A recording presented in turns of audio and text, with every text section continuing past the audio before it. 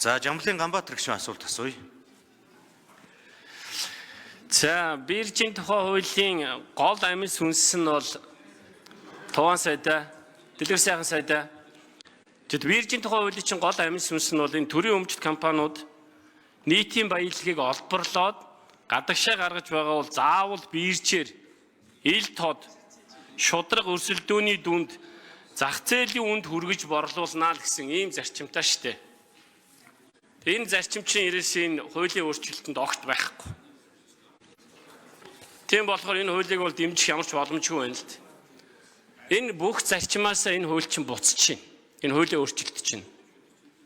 Тэгээ Туван сайдын хариултыг сонсхолоор Туван сайдын салбарын сайдын байр сууриас энэ салбараа бас нэг жоохон бодож хариулахгүй бол зөв нэг яг эдийн засгийн сайдын хэмжээнд ч юм уу нэг хариулах гэдэг байна л дээ. Тэгэхээр энэ салбарчин өөрөө цаашаа өгчих ёстой.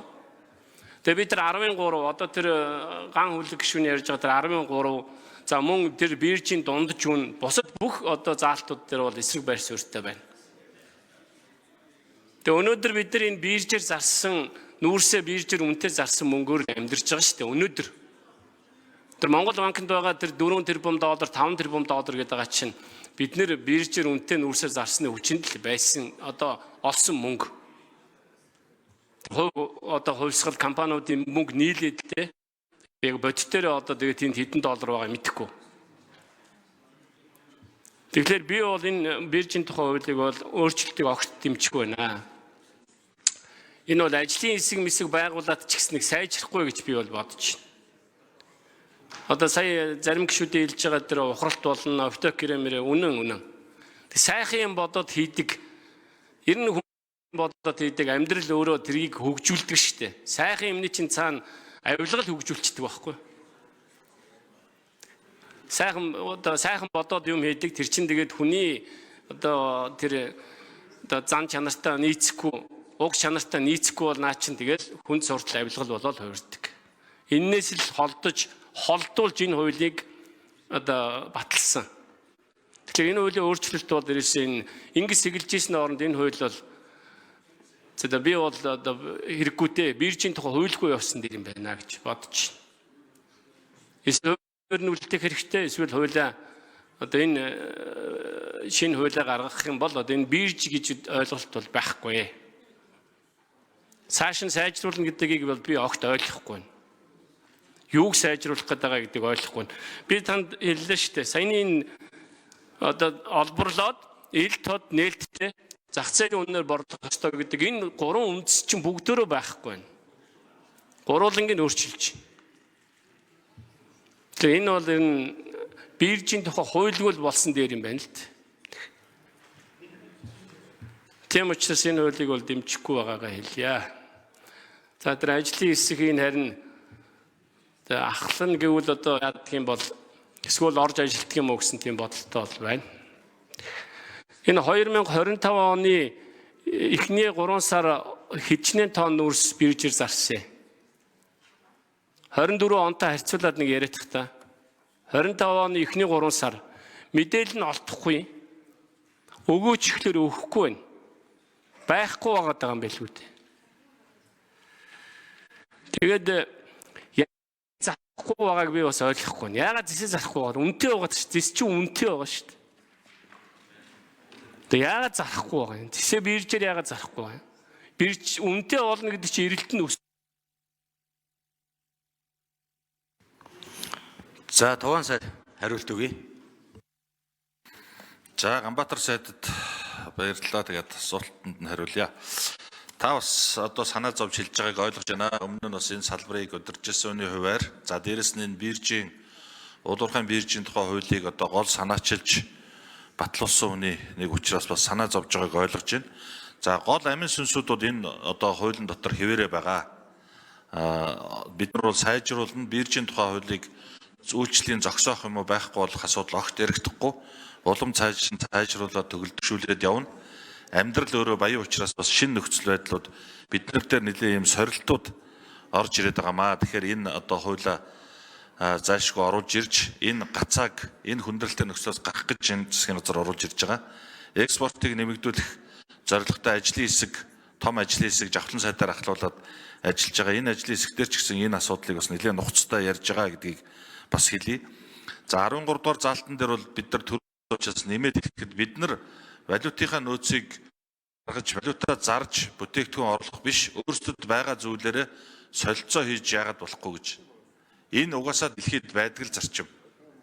Одоо өөр маш олон улсуудад энэ зарчмаар бүтээн байгуулалтанд яваад Монголоос биднээс хол тасраад явчихж байгаа маа. Тэгэхээр бид бүхэн иргэдийн ажлын байртай байлгах, орлоготой байлгах, бүтээн байгуулалтаа зогсоох уу явуулах гэдэг үднээс л засгийн газар арга чарга хайж энэ асуудлыг оруулж ирж байгаа. Тэгэхээр бас ажлын хэсэг байгуулагдвал таныг бас ахлаад юм уу одоо дотор нь ороод ажиллаад хэдүүлээ энэ асуудлаа яриад гарц гаргалгаагаа хамтдаа гаргаад явъя гэж хүсэх байна. Баярлалаа. Ирж дөлгөөн захирал хариулт өгье. Ажлын хэсгийн 11 дугаар микрофон. За Ганбаатар гишүүний асуултанд хариулъя.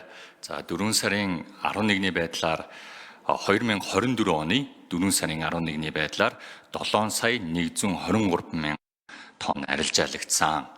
25 оны 4 сарын 11-ний байдлаар 1 сая 254 мянган тонн нүүрс бол арилжаалагдсан. За зэсийн хувьд бол би Эрдэнэт үйлдвэрийн гүйцэтгэх захирал уулзсан. Тэгээд энэ жил бол 60 мянган тонн зэсийг бол хөрөнгийн биржээр зарна гэсэн юм төлөвлөгөөтэй явж байгаа юм билээ. Тэгээд сард 5 мянган тонны арилжааны санал бол хүсэлтийг бол биднэрт өгдөг. Тэгээд одоогийн байдлаар бол 5 мянган тонн бол арилжаалагдсан, 10 мянган тонн бол амжилтгүй болсон. Нийт бол 15 мянган тонны арилжааны хүсэлтийг хөрөнгийн биржид бол хөргүүлж, хөрөнгийн биржээр бол оруулж дуудлага худалдаа. За гүйцэж хариулъя. Ажлын хэсгийн 11 дугаар микрофон. За тэгээд зэсийн хувьд бол энэ жилд бол тэгээд төлөвлөгөө ёсоор бол 60 мянган тонн арилжаална гэсэн хүлээлттэй байна. Сар болгон 5 мянган тонны хүсэлт бол ирж байгаа. Баярлалаа. За Жамблын Ганбаатар гишүүн тодруулж суй. Туансад би зүгээр яг цаг бага учраас энд ингээд би саяны ярьсан заалтуудаа ингээд 5 гол үндэслэлийг бичсэн байгааг танд өгье. Наад хууль чинь биржийн тухай хууль гэж биш болсон. Сайжруулах үндэслэл байхгүй. Би уулын салбар руу нэг дайраад байхыг хүсдэггүй шүү. Өөрийнхөө ажиллаж исэн салбар руу. Гэхдээ хэлхээс өөр арга алах. Энэ биржийн тухай хууль бол биш. Энийг зөвөр хүчингүй болгох. Хэрвээ ингэж өөрчлөлт оруулаад сэгэлсэний оронд энэ хууль байхын хэрэг ач холбогдол байхгүй. Тэр нүүрсэн дээр хэлэхэд тэр Эрдэс 5-7-ын хэлэхэд бол наа 5 мянган тонн гэдэг байгаа зэсийг чинь одоо өмнөх засгийн газар зарсан шүү дээ. Тэрийг хэлээд тах шиг байна да. Тэрнээс хоош бол зэс зараагүй. Үнэтэй байхад нь заравлаач хуулиа баримтлаач. Тэгээ 7 сая тонн нүүрс зарж исэн 1 сая тонн нүүрс зарчаад хуулиа биелүүлж энэ үйл чинь өнөөдөр хүчин төгөлдөр байгаа биз дээ. Байхгүй мó? Одоо өөрчлөх гэж байгаа юм уу? Эсвэл өөрчлөлтсөн хуулиа одоо батлуулах гэдэг юм уу? Хуулиа баримтлахгүй мó? Чадахгүй бол тэгээ болооч. Хууль биелүүлж чадахгүй бол одоо ажиллах боломжгүй үстэй болно.